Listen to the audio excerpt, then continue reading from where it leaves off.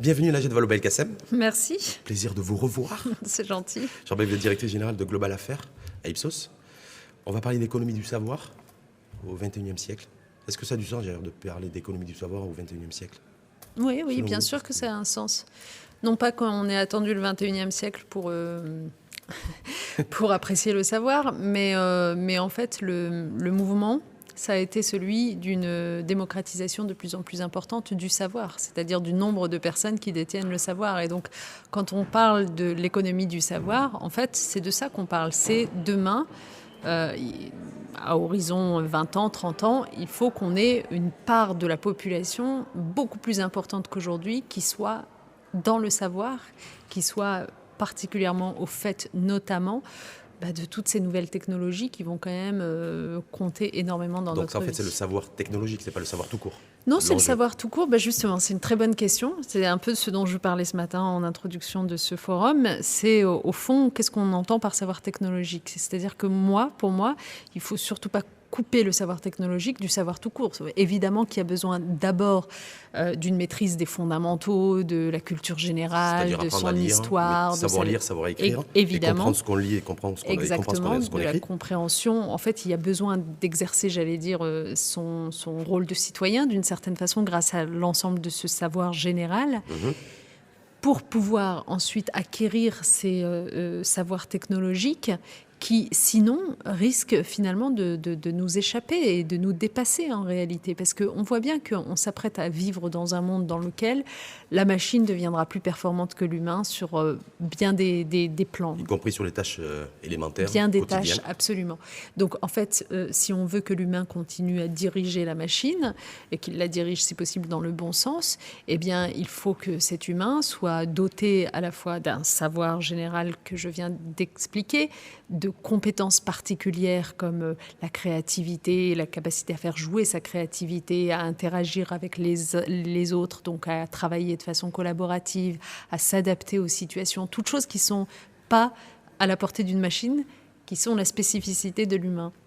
Il faut donc développer ces compétences-là chez nos élèves pour que, en plus de leur savoir de fond, ils puissent être supérieurs à la machine d'une certaine façon. Savoir et être en capacité aussi de savoir réinventer l'école. Donc, bien sûr que hyper réduit. Pour les pouvoirs publics actuels, et honnêtement, ça vaut dans tous les pays, cette question de à quoi ça ressemble l'économie numérique de demain, des nouvelles technologies, quel rôle est-ce que les hommes et les femmes ont à y jouer, elle doit évidemment être l'une des questions primordiales qu'on se pose dans le système scolaire, parce que c'est là qu'on prépare toute une nouvelle génération. Est-ce qu'il y a des pays, parce que je sais que vous sillonnez le monde, vous avez fait plus de 100 pays, c'est ça? Ouais, c'est fatigant. Oui. Mais est-ce qu'il y a des pays qui sont arrivés à trouver la recette miracle, en tout cas le modèle? Parce que nous, on était inspirés très souvent, en tout cas on a le regard braqué sur la France, du côté du Maroc. Et je sais qu'en France, ça patauge aussi. C'est pas forcément évident. Donc est-ce qu'il y a des pays qui sont arrivés effectivement à combiner aujourd'hui le modèle savoir garanti et savoir technologique?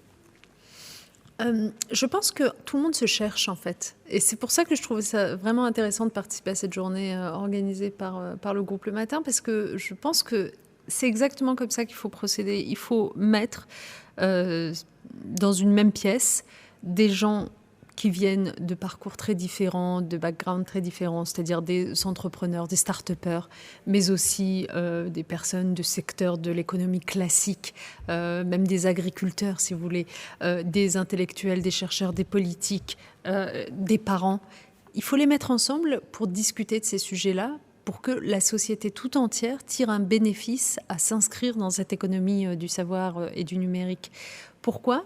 Parce que sinon, au fond, et y compris en France, c'est ce à quoi on assiste, même lorsque vous avez, ça a été mon cas, par exemple, une ministre de l'Éducation très volontariste sur ces sujets, très consciente qu'il faut enseigner aux enfants justement à utiliser le numérique et à ne pas se laisser utiliser par lui, l'opinion publique n'en est pas forcément convaincue. Tous les secteurs, les enjeux. Absolument, tous les secteurs d'activité ne sont pas forcément conscients de ce en quoi c'est important, y compris pour eux. Et donc, du coup, en fait, ça ne va pas aussi vite que ça devrait aller. Du coup, vous avez des débats, à n'en plus finir, etc. Dérapage. Alors que si on au Maroc, moi je recommande vraiment de faire cela. Si on crée un véritable écosystème dans lequel on embarque tout le monde et où on prend l'engagement d'une certaine façon que cette économie du numérique, elle sera profitable à tout le monde. C'est-à-dire que s'agissant des jeunes générations, si on doit les former à ces outils, on le fera avec tout le monde. Ce ne sera pas réservé à une filière ou à une élite ou à un type de lycée. Exactement. Donc ce sera pour tout le monde. Que le type de formation qu'on apportera, ce ne sera pas juste une formation technique, parce que là, les gens vous disent « oui, mais les outils changeant tout le temps, vous serez vite dépassé avec votre formation technique ». Ce sera une formation plus fondamentale à la pensée informatique. Comment ça fonctionne, finalement, les réseaux informatiques qui permettent... Oui, évidemment. Et l'accompagner, évidemment, de la question de l'éthique. C'est-à-dire, la pensée informatique, ça reste la machine. Oui. Comment est-ce que la machine fonctionne ? Oui. Mais ce qui est très important, c'est la pensée humaine. C'est comment est-ce que l'intelligence artificielle qui se prépare aujourd'hui va poser demain des problèmes éthiques monstrueux. Face aux fake news, à tout ça, toutes ces choses-là. Oui, je vous en donne un exemple. Par exemple, demain, il n'y aura plus besoin d'hommes à l'intérieur d'une voiture pour conduire, ou de femmes. Ce sera une intelligence artificielle qui conduira la voiture dite autonome. Cette voiture autonome, elle est en train de rouler dans la rue, elle se retrouve face à une situation d'accident potentiel. Elle a le choix entre soit continuer à rouler et écraser le piéton, soit préserver le piéton, mais du coup écraser, tuer son passager. C'est des situations qui arrivent dans la vie, vous le savez, quand on est des humains. Dans la vie réelle, actuellement. Voilà, et demain, c'est une machine qui est en charge de répondre à une situation comme celle-là. Mais la machine, elle ne fait que ce qu'on l'a programmée à faire. Donc, qu'est-ce qu'on lui a programmé en amont? On ne peut pas lui programmer l'intelligence émotionnelle? Voilà. Le véhicule autonome? Justement, il y a des choses qui ne peuvent pas être transposées chez les machines. Donc, la question de l'éthique, c'est aux humains toujours de la maîtriser et de venir programmer les choses en se posant des questions métaphysiques. Donc ça, par exemple, l'éducation doit se poser cette question de l'éthique, de la philosophie, de la métaphysique, plus qu'elle ne se la pose aujourd'hui, parce que c'est des compétences dont auront besoin les jeunes générations. Les parents d'aujourd'hui, en tout cas au Maroc, c'est la question qui se pose, c'est que déjà le savoir, ça coûte de plus en plus cher. Est-ce que le savoir technologique va coûter encore plus cher? Parce qu'il y a aussi une dimension matérielle, parce qu'on est dans l'immatériel, et à la fois dans le matériel et dans le quotidien aussi de ménage et de famille. Mais moi, ce que je crois, c'est que, il ne faut pas se tromper. C'est-à-dire que, en fait, quand on dit qu'il faut apprendre aux enfants et aux élèves à maîtriser les outils numériques, ça ne veut pas dire qu'on va installer, des machines qui coûtent des millions d'euros. Des Robocop, en fait, dans les classes. Dans chaque établissement scolaire. On n'est pas tenu de faire ça. En fait, ça veut dire quoi concrètement? Il y a quand même des dépenses à faire, clairement. Les dépenses, c'est celle de formation des enseignants. Parce qu'en fait, c'est les enseignants qui doivent savoir expliquer à leurs élèves comment est-ce que ces réseaux fonctionnent, comment est-ce que l'algorithme fonctionne, comment est-ce qu'on code. Donc, tu dois faire de la pédagogie dans ce sens? Bien sûr. Donc, du coup, c'est les enseignants d'abord, qui ne sont pas toujours au fait de tout ça pour le moment, qui doivent être formés. Donc ça, oui, ça coûte un peu d'argent quand même. Mais c'est un investissement tellement utile. Ensuite, d'une certaine façon, quand on aura créé ces conditions, l'utilisation des outils numériques, par exemple, de la tablette de temps en temps ou des ordinateurs, elle aura l'immense avantage tout de même de permettre d'offrir une pédagogie différenciée à chaque élève. Parce que, imaginez-vous, vous êtes dans une salle de classe, vous êtes un professeur. Vous n'avez pas ces outils. Vous faites le même cours pour tout le monde, votre cours de mathématiques, disons. Même cours pour tout le monde. Il y a des élèves qui sont au bon niveau pour vous suivre, tant mieux. Il y en a qui ne sont pas au bon niveau pour vous suivre, sont paumés. Mais vous n'avez pas la capacité ni de détecter forcément en détail, ni de vous consacrer avec autant d'attention à chacun des élèves. Donc c'est toujours très compliqué. Avec les machines, c'est ça que l'intelligence artificielle peut résoudre. C'est-à-dire que si vous dites, allez, aujourd'hui, là, pendant 1 heure, on va faire des exercices de mathématiques, mais ouvrez vos tablettes, je vous les ai programmés, je vous les ai envoyés, ils sont adaptés à chacun de vos niveaux. L'élève X, il aura, lui qui avait des difficultés scolaires, il aura des exercices adaptés à son niveau qui lui permettent de progresser, parce qu'il aura renseigné sur sa tablette, etc., la machine aura compris où est-ce qu'il y a une incompréhension de sa part, justement. Donc, en fait, c'est ça ce qu'on appelle la pédagogie différenciée, c'est la capacité à s'adresser à chaque élève et à individualiser, et donc à faire mieux réussir. Donc, d'une certaine façon, on peut se dire qu'on va s'éviter de l'échec scolaire Donc vous voyez, ce qui apparaissait comme une dépense, en fait, à la fin, c'est un investissement. Donc c'est l'approche individuelle de l'élève par l'école et par l'enseignant. Mieux faire réussir et sur la question du coût. Aujourd'hui, en tout cas au niveau du Maroc, et je pense que c'est propre aussi peut-être à d'autres pays dans le monde, c'est le deuxième poste de dépense des ménages. Le numérique ? L'école. Ah, l'école et le savoir. C'est-à-dire après le logement, c'est l'école. Oui. Mais ça c'est un choix de société. Honnêtement, c'est un choix de société. On n'a pas le choix ? Non, c'est pas ça. Non, ce que je veux dire, c'est que c'est un choix de société qui appartient en réalité au pouvoir public. Ici, je pense que... Enfin, moi, si vous me demandez mon avis, vous ne serez pas surpris, mais moi, je considère que la dépense éducative est la plus importante du monde, que, évidemment, dans n'importe quel pays, on doit la prioriser sur toutes les autres.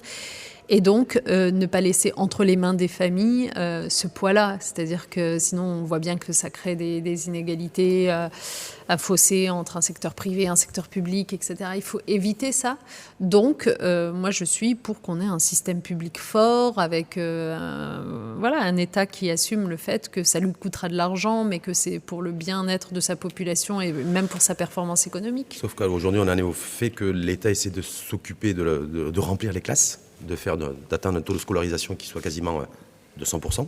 Vous avez écouté ça, Abdelaziz ? Oui, mais ça, c'est très bien. On est sur du quantitatif, prioritairement. Non, mais Est-ce qu'on peut faire du quantitatif et du qualitatif en même temps, selon vous ? Oui, parce que, pardon, mais on ne va pas attendre 2070 pour commencer à faire du qualitatif, soi-disant qu'il aurait fallu du temps pour d'abord remplir les salles de classe. Non, il faut faire les deux en même temps. Je pense que le Maroc... malheureusement continue de souffrir dans une partie de sa population, fort heureusement de moins en moins nombreuse, mais quand même, notamment rurale, d'un taux d'analphabétisation qui est trop important. Et donc, évidemment que la priorité des priorités, ça doit être de ramener tout le monde à l'école, les filles comme les garçons d'ailleurs. Et de faire en sorte que cette durée de scolarité, elle ne s'arrête pas à la fin de l'école primaire, mais qu'elle aille le plus loin possible. Sur l'analphabétisme, l'analphabétisme et illettrisme d'ailleurs, est-ce qu'avec le développement des nouvelles technologies, est-ce que ça ne va pas être un outil aussi pour aller beaucoup plus vite, pour éduquer, voire rééduquer certains citoyens qui malheureusement n'ont pas pu bénéficier de ce savoir classique et traditionnel à l'école ? C'est ce que vendent un petit peu, ce que proposent aussi ces grandes plateformes technologiques, ces grandes puissances technologiques aussi. Dire aussi, par la technologie, aujourd'hui, par YouTube, on peut apprendre l'anglais, par exemple. Non, mais c'est clair. En fait, ou les mathématiques. Alors, moi, je n'opposerai pas l'un à l'autre. C'est-à-dire, il ne faut pas en tirer prétexte pour renoncer à l'ambition de scolariser les gens. Hein. Il faut scolariser les gens. Mais par exemple, si vous prenez la population des adultes, après tout, il y a beaucoup d'adultes qui ne sont jamais allés à l'école, etc., et qui, jusqu'à présent... malheureusement, leur sort était gravé dans le marbre, c'est-à-dire qu'ils n'étaient pas allés à l'école, ils avaient très peu de chances d'y aller à l'âge de 50 ans. C'est vrai que le monde numérique change cette donne, parce que sur les plateformes, en effet, sur YouTube, sur les tutos, il y a beaucoup de choses. Absolument. Vous avez un réseau d'échange de savoir qui dépasse les frontières de l'école. Oui. Et ça, pour le monde des adultes, c'est quand même assez formidable. Et je pense que c'est ce genre de choses qu'il faut soutenir dans une économie du savoir comme celle que le Maroc cherche à créer. Et ça veut dire qu'en fait, il faut créer tout un écosystème. Parce que vous voyez, pour que ça fonctionne, reprenons les zones rurales dont je parlais tout à l'heure. L'accès n'est pas si évident que ça aux plateformes numériques en question. Donc, il faut quand même soutenir des corps intermédiaires, des associations, par exemple, qui vont ouvrir des lieux dans lesquels les populations peuvent venir s'instruire, accéder au numérique, s'instruire, etc. Donc, il y a quand même toujours besoin de l'humain, en fait. Oui, mais ça peut être l'école du XXIe siècle, d'ailleurs, dans un pays comme le Maroc, au niveau du monde rural. Oui, absolument. Qui est complètement différent que du monde urbain. Et ça pourrait nous permettre aussi de régler la problématique des langues. Oui, parce que les langues aussi, dans l'économie du savoir, est-ce que c'est un enjeu ? Bien sûr que c'est un enjeu. D'ailleurs, d'une certaine façon, le numérique est une langue aussi. C'est avant tout une langue. Oui, mais une langue absolument majeure, je veux dire, plus majeure que l'anglais, par exemple. L'anglais paraît déjà très majeur, mais je pense que le numérique, demain, sera bien plus majeur que cela. Donc oui, je pense que la question des langues vivantes étrangères aussi doit être abordée dans cette économie du savoir. De manière générale, en fait, ce qu'il faut qu'on apprenne aux gens, et notamment à nos élèves, c'est d'apprendre à apprendre pour continuer tout au long de sa vie à s'adapter aux changements, à s'adapter, parce que vous savez, maintenant, on passe pas sa vie entière dans une entreprise comme autrefois. Donc, de toute façon, les mutations, c'est pas seulement les mutations technologiques, c'est les mutations du travail, c'est les mutations de la vie personnelle, c'est les mutations climatiques. Pour faire face à toutes ces mutations, il faut qu'on soit en capacité de se changer soi-même, de s'investir en fait, dans des mobile. nouvelles aventures, d'être flexible. C'est tout le challenge d'ailleurs pour nous. Ouais, absolument. Comme celui aussi, parce qu'il y a un sujet aussi qui, je ne sais pas s'il vous passionne, mais en tout cas, je sais qui constitue pour vous et chez vous, chez Najat Vallaud-Belkacem, un sujet de préoccupation et de réflexion. C'est la situation, on parlait tout à l'heure de climat, de changement climatique, ce qui induit aussi des phénomènes migratoires de plus en plus accentués. Et des débats très enflammés au niveau de l'autre côté de la Méditerranée. On l'a vu lors des élections européennes, les partis populistes, tout ce qui se passe en Italie. Je sais que vous avez pris la parole plusieurs fois, un petit peu dans ce sens, pour apporter un peu d'humanité à ces hommes et ces femmes aussi qui parfois sont humiliés, voire souvent. Et au Maroc, aujourd'hui, on est directement concerné puisqu'on va accueillir l'Observatoire de la migration. Ça va être à Rabat pour toute la dimension aussi africaine en termes de mobilité et de statut. Parce que vous appelez ça, vous, les statuts, celui de réfugié. C'est un statut, c'est pas une nationalité, c'est pas une identité. Par rapport à tout ça aussi, c'est un véritable enjeu. Il y a l'économie du savoir, mais il y a aussi l'économie de l'humanité. Par rapport à ces questions-là, me semble-t-il. Oui, absolument, c'est très bien résumé. Moi, je pense qu'en fait, il n'y a pas tant de défis globaux auxquels notre époque est confrontée que ça. Vous avez le défi du changement climatique, vous avez le défi technologique dont on vient de parler, et vous avez le défi des migrations et des flux de population. J'en oublie peut-être un autre, mais pas beaucoup plus. Et je pense que sur ce défi des migrations et des flux de réfugiés, d'abord, ça ne va pas s'arrêter demain, honnêtement. C'est parti pour durer. C'est évidemment parti pour durer. On voit que le nombre de réfugiés se démultiplie d'année en année. Bien sûr, le chiffre des Nations Unies montrait que ça avait doublé sur... 71 millions de déplacés. Absolument, sur ces 10 dernières années, je crois. Multiplié par 2 en 20 ans. Exactement. Donc vous voyez que en fait, ça ne risque pas de s'arrêter demain. Par ailleurs, les changements climatiques eux-mêmes vont contribuer à l'augmentation de ce qu'on appelle les réfugiés climatiques, qui pour l'instant d'ailleurs, je ne sais pas si vous le savez, n'ont toujours pas de statut. C'est-à-dire que quand on prend les textes sur ce qu'est un réfugié, eh bien, la question du climat n'est pas encore dedans. En même temps, je vais vous dire que la première puissance économique au monde n'a toujours pas ratifié l'accord de Paris, donc le souci climatique ne fait pas partie de son agenda, donc on peut comprendre aussi que le statut de réfugié climatique, malheureusement, n'est pas d'attribut. Oui, mais on pourrait se dire aussi que en fait, ça va nous tomber sur la tête parce que malheureusement, on voit bien tout ce qui se passe dans le monde entier, des territoires entiers qui sont engloutis, totalement asséchés, l'érosion des sols, etc., qui font que, en fait, dans à peine quelques années, on va avoir peut-être quasiment plus de réfugiés climatiques que de réfugiés pour persécution de leur État. L'ONU pronostique ça pour 2030 d'ailleurs. Absolument. Et donc, du coup, la question, pour revenir à ce que traversent les populations d'accueil, qui sont de plus en plus malheureusement tentées par le populisme et par l'hostilité à l'égard des réfugiés, c'est, au fond, pourquoi est-ce que c'est ce type de réaction que ça provoque ? Et comment est-ce qu'on peut faire évoluer ce type de réaction ? Et c'est vrai qu'une entreprise comme la mienne, Ipsos, a décidé de s'engager très fortement en donnant à voir d'abord que les réfugiés sont des hommes et des femmes qui ont les mêmes aspirations que les hommes et les femmes autour de vous. Et donc, celui d'occuper un emploi en fait partie. Et donc, je crois savoir qu'Ipsos a signé une espèce de convention de partenariat avec d'un groupe d'entreprises qui a décidé d'embaucher les réfugiés. Donc là, dans les 2 ans qui viennent, nous en embauchons une centaine. Et embaucher les réfugiés, ça veut dire, vous voyez, contrairement à ce que vous croyez, ils ne sont pas là pour peser sur la sécurité sociale, ils ne sont pas là pour venir chercher je ne sais quel... Manger le pain de votre pain, votre bout de pain, oui. Ils sont là comme n'importe qui serait là s'il avait dû fuir son pays pour éviter que son enfant soit tué ou que soi-même soit tué. Et je pense que c'est par cette expérience de la proximité, on voit par exemple nous, chez nos employés qui connaissent cette politique d'Ipsos, le taux d'acceptation des réfugiés, etc., remonte parce que quand on le croise tous les matins à la machine à café, qu'on comprend, enfin voilà, qu'on a tellement de choses en commun, c'est quand même différent que d'en entendre parler uniquement à la télévision, ou d'ailleurs d'en entendre parler même pas les réfugiés eux-mêmes, mais d'entendre d'autres, généralement des hommes politiques populistes, parler au nom des réfugiés. Voilà. Ouais. Mais c'est aussi le politique qui a fait beaucoup de dégâts dans ce sens, non? On l'a vu, on voit ce qui se passe en Italie. Ouais. On fait comment là? Est-ce que c'est une donne, on se dit voilà, aujourd'hui, ça surfe là-dessus, même si l'Italie aussi peut-être a été tributaire du fait que l'Europe les a complètement lâchés. Donc ils se retrouvent avec un flux de migrants et de réfugiés qu'il a fallu accueillir et sans avoir de solidarité européenne. Donc on est aussi peut-être aussi, l'Europe est aussi responsable de ce qui se passe en Italie et de l'arrivée au pouvoir du populisme. Honnêtement, l'Europe n'a pas été au niveau sur ce sujet. Parce qu'il y a l'histoire de l'Italie. La France non plus d'ailleurs. Parce que dans l'Europe, il y a aussi la France qui n'a pas été, par rapport à l'espèce Méditerranée, tout ce qui a pu se passer, tout ce qui se passe aujourd'hui.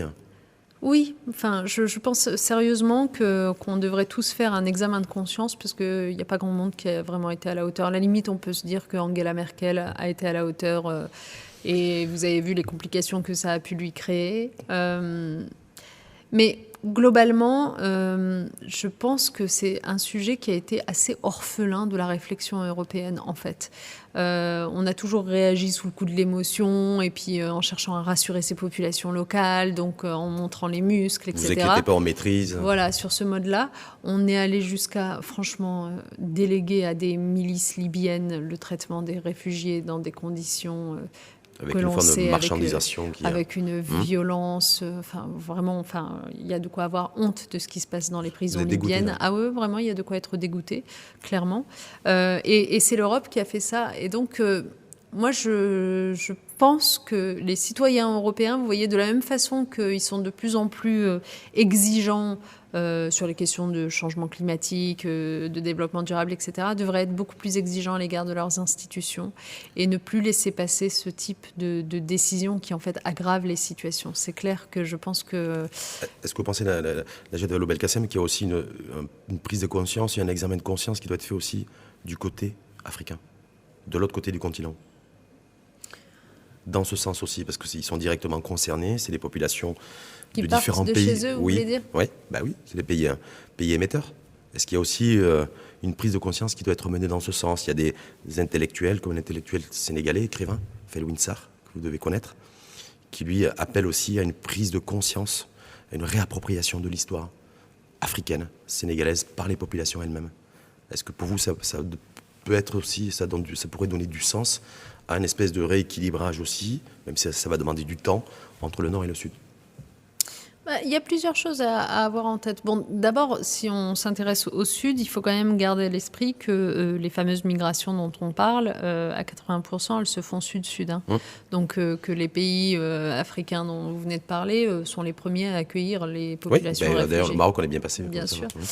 J'étais récemment, il y a 1 an et demi, j'étais dans un camp de réfugiés au Kenya qui s'appelle le camp de Kakuma, qui accueille 180 000 réfugiés. Donc je peux vous dire, vous sentez les choses. Ou récemment j'étais au Liban et le Liban a, je sais plus, 1 million sur 4 millions de population de réfugiés. Donc oui, c'est bien dans le Sud que les effets de ces grandes migrations se font sentir avant toute chose. Et honnêtement, il y a quand même, faut quand même reconnaître à un certain nombre de pays du Sud que ça se passe pas trop mal quand même du point de vue de l'accueil et qu'il y a... Ça veut dire que ça pourrait être pire? D'une certaine façon, parfois, quand on compare les polémiques dans le nord du monde et en Europe en particulier et ce qui se passe dans le sud, on entend quand même un peu moins, disons, provenant du sud, d'hostilité de populations locales qui, à certains égards... C'est pas que je veux vous rassurer, mais parfois ça arrive. Dans le quotidien, le chauffeur de taxi... Je ne fais pas de généralité, mais à certains égards, c'est d'ailleurs ce qui m'avait été expliqué, je me souviens, quand j'étais au Kenya, c'est que, en fait, toutes ces populations, par exemple, des pays d'Afrique noire, ont toutes, à un moment ou à un autre, connu la situation d'être soi-même réfugié. Et donc, du coup, là, elles se retrouvent dans une situation, les Kenyans, par exemple, se retrouvent dans une situation de population d'accueil, mais ils ont encore en mémoire vive le fait d'avoir été, il n'y a pas si longtemps, eux aussi dans une situation Donc, ils sont de plus réfugiés. pacifiques. Donc, il y a une forme de plus grande acceptation, on va dire, Parce que des fois, ça peut être l'inverse. de cette forme de mobilité forcée. Alors que c'est vrai qu'en Europe, par exemple, on semble avoir oublié. Les anciens migrants italiens ou polonais qui sont aujourd'hui en France, par exemple, c'est les premiers à être à lever le bouclier. Au lendemain, enfin, pendant la Seconde Guerre mondiale, le nombre de déplacés européens, de réfugiés européens était considérable. Mais c'est vrai que ça remonte à plusieurs décennies, donc on semble parfois avoir oublié ça. Bon, une fois cela dit, je ne suis pas en train de dire que tout est parfait dans le Sud. Je pense que tout le monde se pose le même type de questions. Mais je pense que précisément, c'est au niveau de la communauté internationale qu'il faut traiter le sujet et pas laisser le Sud avec le Sud tout seul, le Nord avec ses problématiques tout seul. Je pense vraiment que... Alors, est-ce que c'est au niveau de l'ONU? Est-ce qu'il faut imaginer un autre cadre de dialogue? Il y a eu évidemment ce qui s'est passé ici au Maroc, à Marrakech. Oui, le pacte et des migrations. Qui était bienvenu aussi. Mais je pense que... partant du principe que ce n'est pas un sujet conjoncturel, que c'est structurel, que ça ne va ne faire qu'augmenter, ça n'est pas au seul pouvoir public de s'en occuper. Les grandes entreprises ont un rôle à jouer aussi, notamment en embauchant les réfugiés. Et deux, une grande institution internationale a toute sa place pour penser avec les pays comment est-ce qu'on répartit d'une certaine façon le flux des arrivées pour éviter qu'on se retrouve comme avec l'Italie, avec un pays qui a le sentiment d'être complètement Donc construisons dépassé. ensemble en fait l'économie du savoir, mais aussi l'économie du partage, et le partage aussi, le partage de solidarité, c'est ce que vous voulez dire à l'égard des migrants. Mais d'ailleurs, vous savez qu'il y a un lien entre ces deux sujets, l'économie du savoir et les réfugiés, parce que moi, ce que j'ai remarqué, c'est que dans les camps de réfugiés où je me suis rendue, il y a une appétence pour l'éducation numérique qui est très grande, puisque finalement, malheureusement, ils n'ont pas beaucoup pas beaucoup d'autres possibilités. Mais dès que vous leur laissez la possibilité de s'éduquer un petit peu à travers des outils numériques, je peux vous dire qu'ils s'en saisissent à fond. Et puis, par ailleurs, la deuxième chose que j'ai remarqué, c'est qu'il y a beaucoup de jeunes start-up à travers le monde créés par des jeunes gens de la nouvelle génération, etc., qui ont toujours un peu une mission sociale au fond de leur tête, qui créent des choses pour aider les réfugiés aussi. Donc, je pense qu'il y a un lien à faire. Oui, c'est pour ça qu'il y a une vraie contribution aussi des diasporas africaines à l'égard de leur pays d'accueil. Absolument. Donc, il y a toute une dynamique aussi, effectivement, et qui échappe aussi peut-être au débat public. Absolument. Il y a beaucoup de choses qui se font et qui se défendent. Najat Vallaud-Belkacem, sur vous en êtes où aujourd'hui? Quand je dis vous, au-delà d'Ipsos, de vos responsabilités, de sillonner le monde, d'être maman, d'essayer de trouver le temps de passer un peu de temps avec ses enfants, politiquement. Mais moi, je suis toujours, comme on s'est vu la dernière fois, je suis dans ma période de parenthèse, de pause. Et toujours en hibernation politique. Oui, absolument. Très bien. Et ça va encore durer? On verra. Mais en tout cas, je suis bien dans ce que je fais. Mais je pense vraiment qu'en fait, ça doit être ça, la vie. Ça ne doit pas être d'être enfermé dans un couloir unique, à ne parcourir que ce couloir comme un hamster dans une roue. Je pense que la vie, c'est de construire des passerelles, de découvrir d'autres mondes, de revenir parfois, peut-être, qui sait, mais vous n'excluez pas un retour en politique? Je pense qu'il ne faut jamais rien exclure, mais honnêtement, je suis très contente de ce que je fais, parce que j'ai une vision du monde, des opinions publiques mondiales, des phénomènes globaux dont on a parlé tout à l'heure, qui est, je crois, beaucoup plus aigu aujourd'hui avec ce que je fais que quand vous êtes un homme politique obsédé par sa réélection, obligé de composer. Qui se fait allumer par des médias, derrière votre celui qui vous a succédé, c'est pas fastoche pour lui là. Michel Blanquer, il y a quelques difficultés là. C'est compliqué, non? L'histoire du baccalauréat, ces enseignants qui ont décidé de corriger les copies mais de ne pas les rendre, lui qui les menace en fait. On ne sait plus qui est otage de qui d'ailleurs. Mais oui, l'éducation est un sujet particulièrement complexe, honnêtement, et c'est pour ça que, encore une fois, je vous le disais tout à l'heure, mais c'est pas simplement les ministres ou les administrations qui doivent s'occuper d'éducation. En fait, c'est y compris l'opinion publique elle-même qui doit comprendre quels sont les vrais enjeux.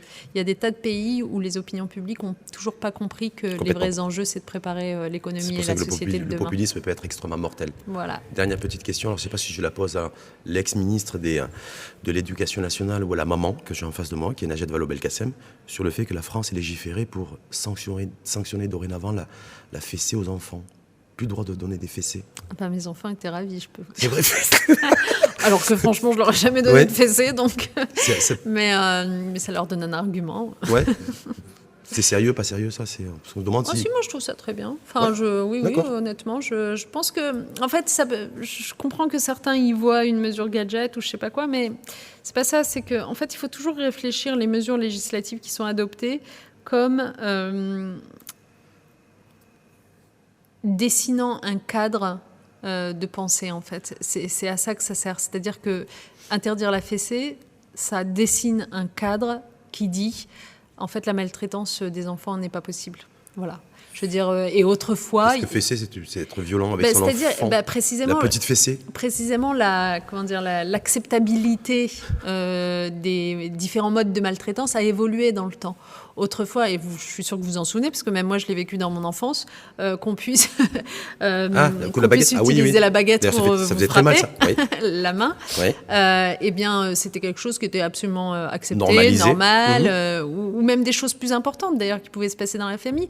Et peu à peu, on s'est dit, mais non, en fait, c'est une maltraitance. D'une certaine façon, la fessée, c'est un peu ça aussi, c'est-à-dire que notre regard évolue et on se dit, après tout, est-ce qu'on est obligé de passer par un coup pour faire comprendre quelque chose à un enfant? Et comment, après, lui expliquer que c'est pas bien qu'il donne des coups lui-même. Donc, Non, mais en tout cas, c'est sympa de finir le débat sur la France qui a légiféré sur la fessée, d'avoir la lecture et la traduction et la démarche analytique de Najat Vallaud-Belkacem sur ce à vous. processus législatif d'interdiction de la fessée. Merci, Najat Bonne journée à Vallaud-Belkacem.